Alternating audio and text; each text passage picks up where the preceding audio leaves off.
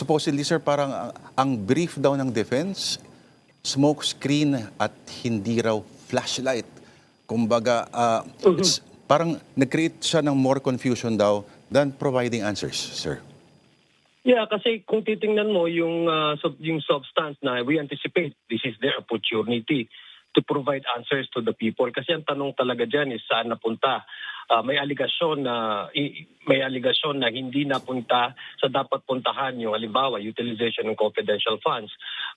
Paano i-explain halimbawa kung bakit wala yung SALN ng Vice Presidente ay hindi tugma doon sa mga natanggap natin na based on material evidence at saka mga testimonial evidence na hindi tugma doon sa mga income niya. That's why you have the unexplained wealth. Article sa unexplained wealth. Nandun din yung halimbawa yung kanyang pagtatreat sa ating Pangulo in bribery. So what the public expected for the longest time, kasi yun naman sinasabi nila, we will answer at the proper forum. Ito po yung proper forum.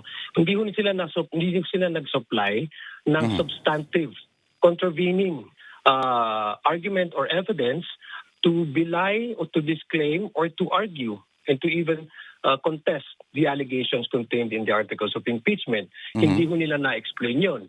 So ang nakita lang ho natin doon ay the usual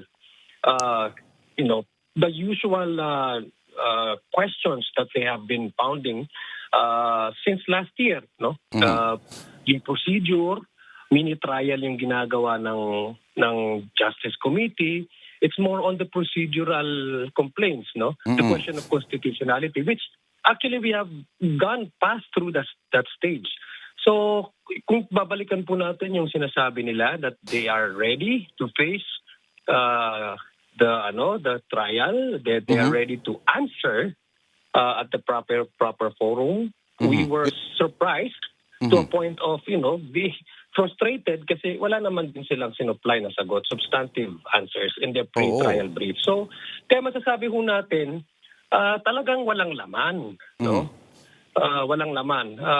We expect, ang taong bayan ay nag-expect na sana na bigyan nila ng kasagutan itong mga allegation na ito. This is the perfect opportunity for the defense to really, to really provide answers to these questions and to allow and also to provide the court a balancing measure for them to be able also to see na baka talaga meron talagang rason din na kaya ganito ang paggastos sa confidential funds, baka naman din ito yung hindi naintindihan ng prosecution pero wala eh.